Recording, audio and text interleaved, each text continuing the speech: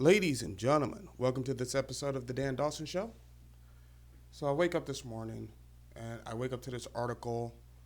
It's by ABC News, doesn't say who the author is, does it? No. 30 officers injured after shooting of knife-wielding man by Philadelphia police. So 30 officers were injured and 33 people have been arrested. But it goes back to what I was speaking about. Why are you out there risking a domestic terrorist charge? Understand that nukes your entire life. So are these kids not thinking forward into the future? Why are they out there doing this? Why is it? Even think about the thought process. You want to defend a man who came after cops with a knife inside of 10 feet? I'm going to tell you a little something for those of you who don't know firearms and knives. Inside of 10 feet from a cold draw, give me the knife. Because I could put that knife to work quicker on you than you can get your firearm into play. There's too many mechanics involved with accurately shooting a firearm. That knife, it's in my hand. I know where my hand is going. I'll cut you to shreds. Swear to God. A knife is more dangerous inside of 10 feet than a gun is. So, there's this drill called Tuller's drill. It showed that from 21 feet out, and this is a FBI law enforcement thing, right? From 21 feet out, your average suspect could close that distance in 1.2 seconds. That's enough time for a cop to get off one shot. For an armed person to get off one shot. Think about that, 21 feet. And this guy is 10 feet or less. But what goes into the mentality? See, because in this article it said that his mother was trying to restrain him while he has a knife. Which I understand. I think any mother would try to do that. Because she doesn't apparently, she doesn't want her son killed. I get it. But what's going on in the mind of people that, one, you would pull a knife on cops or anybody, any armed person, and expect that they're not going to shoot you? I think he fully expected to be shot. I don't know if he was on drugs or what. Maybe mentally ill. But see, this started out as a domestic violence call. And what I've been saying, cities like Seattle, Portland, New York, Chicago, they want to institute this thing where they're sending social workers out to this. So could you imagine a social worker in that situation? What's going to happen is the social worker is going to get killed. Most social workers aren't armed.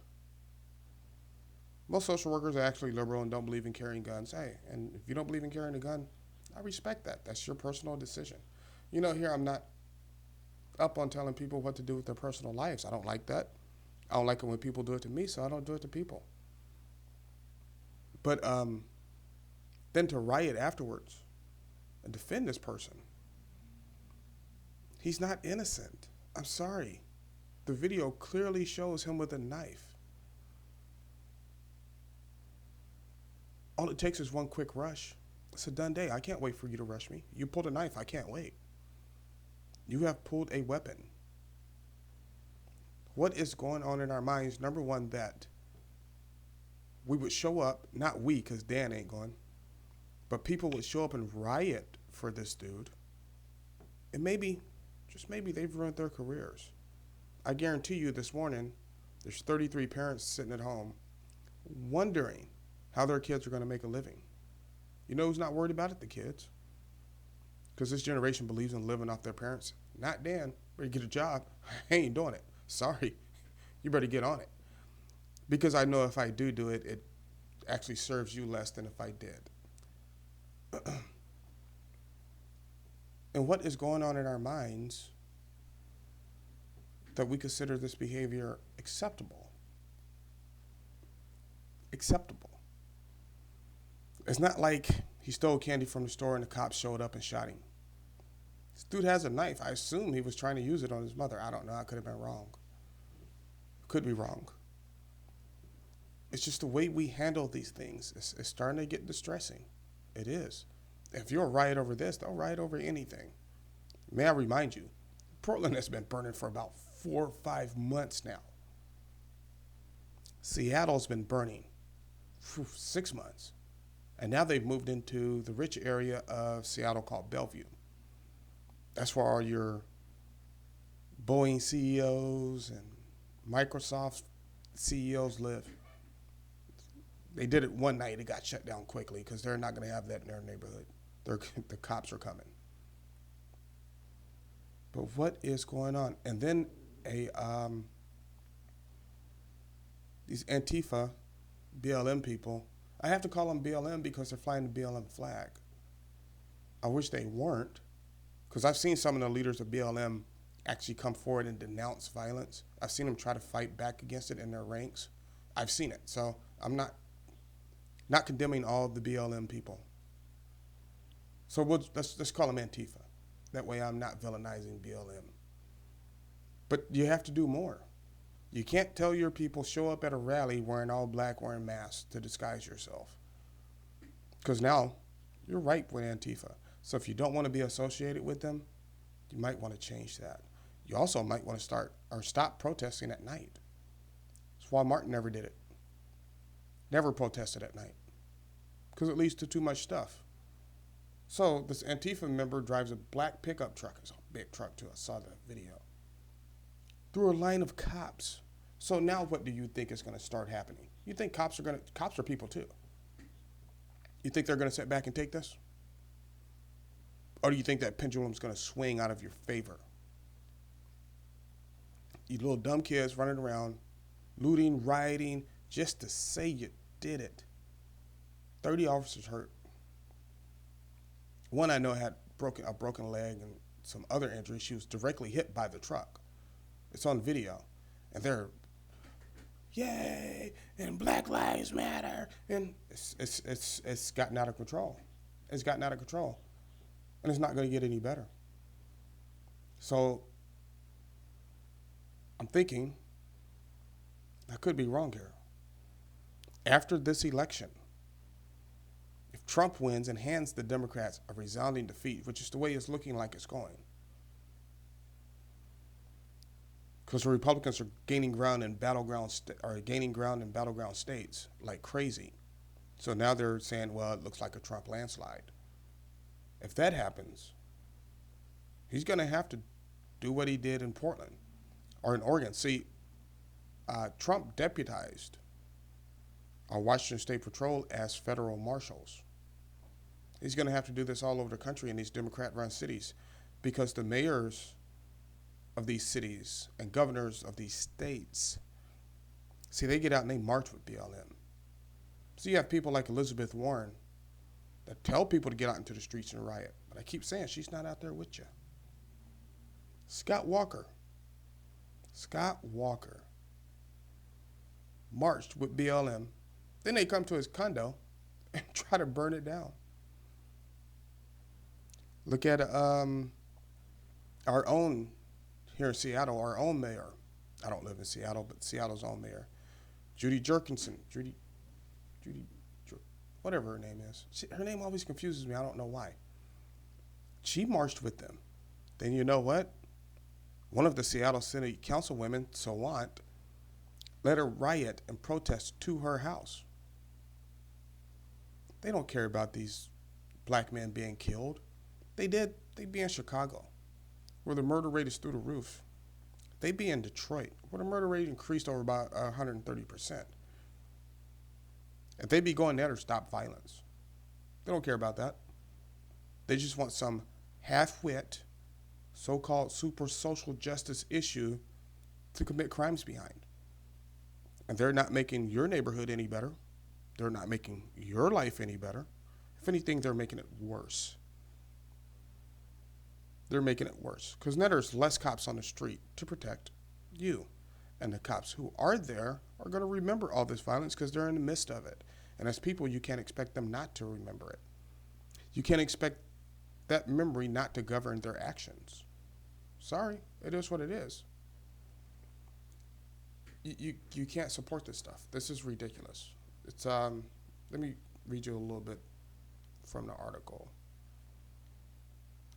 The mayor of Philadelphia says shooting death on Monday afternoon presents difficult questions that must be answered. What difficult questions? You're going after cops with a knife. There's no difficult questions there. I saw one liberal article where it says, oh, cops just showed up and started shooting. But if you watch the videotape, they're ordering him to drop the knife. They're actually backing away. And then he comes at them with the knife. So what are they supposed to do? Just get stabbed? Why? Because it'll make you feel better? You're an idiot. Don't be an idiot.